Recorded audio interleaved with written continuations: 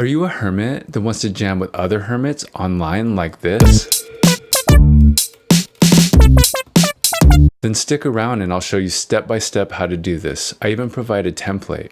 I'm also giving away a free sample pack, so let's drop it.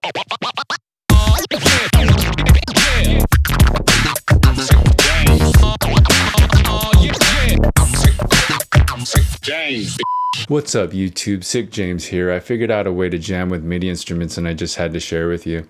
I've been jamming out with my buddy in Canada and he's about 1,000 miles away. It works so well and sounds so pristine, it might just blow your mind. Before we get into it, I'm going to map out what's going on so you have an understanding of what's happening. So we got myself here in Monterey, California on my Mac, and we got Collin over in Vancouver, BC on his PC. For this example, we'll say I'm finger drumming on the push 2, and Collin is playing keys on his keyboard.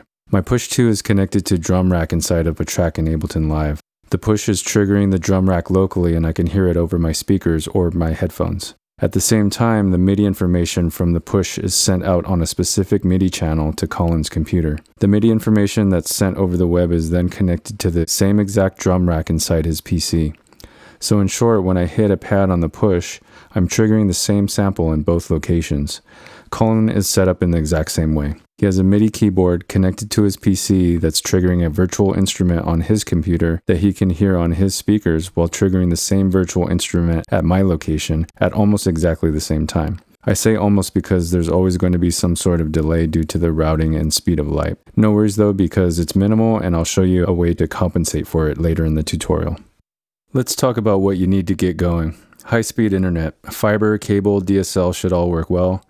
Any type of satellite or wireless internet would add latency unless it's 5G, but testing wasn't available. Hardwired internet connection. Wi-Fi adds too much latency. A USB dongle may be required if you don't have the correct port on your computer. Internet router. Ports 5004 and 5005 need to be opened up.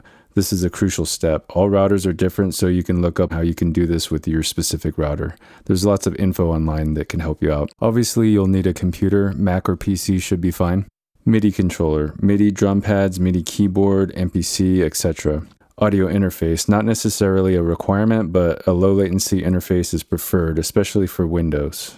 Digital audio workstation. Ableton preferred since this is what we're using, but any DAW should work fine.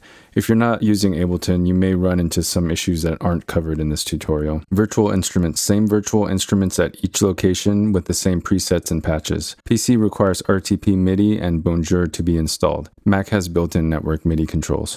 If you have everything on the list, you're ready to connect to each other. Congrats. First thing you'll need to do is go to speedtest.net. We're going to grab a couple things from this site. We need your public IP address and then the ping time to the closest server to your partner. Your public IP address is right here, so copy it and send it to your jam partner. Next, click Change Server and select the closest city to your partner. In my case, Collin is in Vancouver, BC, so I'll select a server there. A more accurate way to find the ping time to your partner is open up Terminal on Mac or Command Prompt on Windows and type ping, then your partner's IP address, then enter. Some routers block this, so this is the next best thing and it can get you really close to what the ping time actually is. Keep in mind your public IP address may change from time to time, so if you're having problems connecting in the future, this could be why. Now we're ready to set up your network MIDI settings using MIDI Studio on Mac or RTP MIDI on PC. On Mac, click Command Spacebar, then type Audio. You should see Audio MIDI Setup, open it. Now go to Window and click MIDI Studio, or press Command 2 on the keyboard. Then click on MIDI Studio in the menu bar and select Open MIDI Network Setup. Click the plus symbol under the My Sessions box. Name the local name and Bonjour name anything you want and check the Enable box. Now click the plus symbol under the Directory box. Then type in the name of the connection your jam partner is going to use. Collin is going to use Space Cave 002. In the host box, you will type in your partner's public IP address, the same IP we got from speedtest.net. The port should already be on 5004, so press OK. Under Who May Connect to Me, select Only Computers in My Directory. Select your friend's entry in the directory and hit Connect. If connected, the name will show up in the Participants box. On Windows, just open up RTP MIDI and you'll see that the setup is exactly the same. If you get any errors, just restart or call your IT guy. Now that we're connected, we can open up Ableton and get our instruments ready for jamming. First thing to do is open up Ableton and go to Preferences. Click the Audio tab and make sure you're on the lowest buffer that you can run stably. If you have a fairly nice audio interface, you can bring this down to 128 or below. Mine is set to 64 with the Apollo Twin Mark II. Next, go to the Link MIDI tab and make sure the network connection we set up is in there and turned on. I named mine MIDINet and it's in there, so I'll turn all the options on. I believe track is the most important one for this setup, but I turn them all on just in case. Close out preferences and we're ready to open up the template and get going. Open up the Sick Jams template file and you'll see there is a group set up with 3 tracks in it. They are all labeled with descriptions, and if you mouse over them, you can read more info about them down below. The first one is called Local Jam Instrument. This is the track for your instrument that you play locally with your MIDI controller. The second one is called MIDI Send to Partner.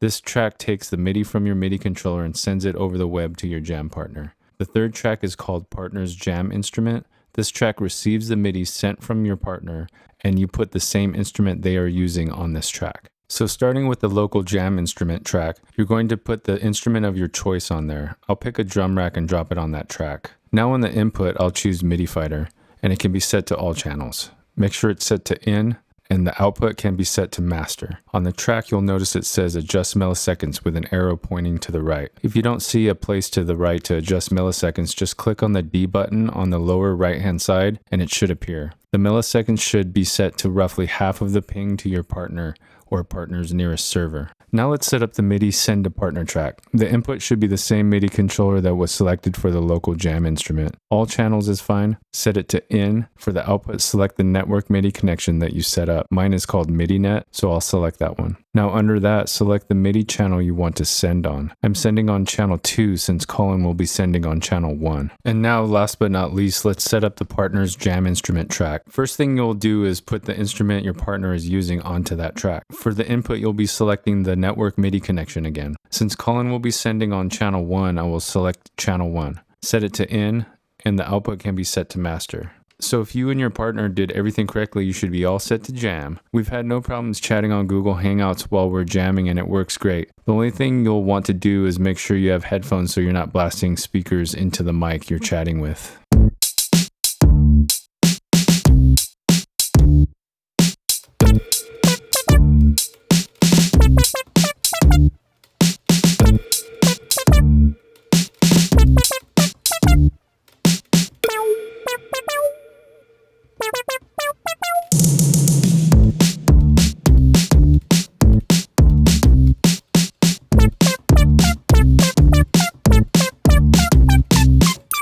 So there it is. I really hope you try it out. It's so much fun. I still can't believe how well it works. If you have any suggestions or comments, please leave them down below in the comment section.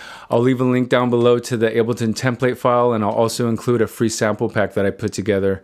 Huge props goes out to Collin for all the hours of work that he did on the animations and jamming out and figuring out problems. So big thank you to him. Also, big thanks to Deep Signal Studios for the original article that I based this on. Without them, I couldn't have gotten started on this, so huge props. Thank you. This took a lot of work, a lot of time. Please consider subscribing and smashing that like button, but not too hard. I don't want you to hurt yourself. Peace.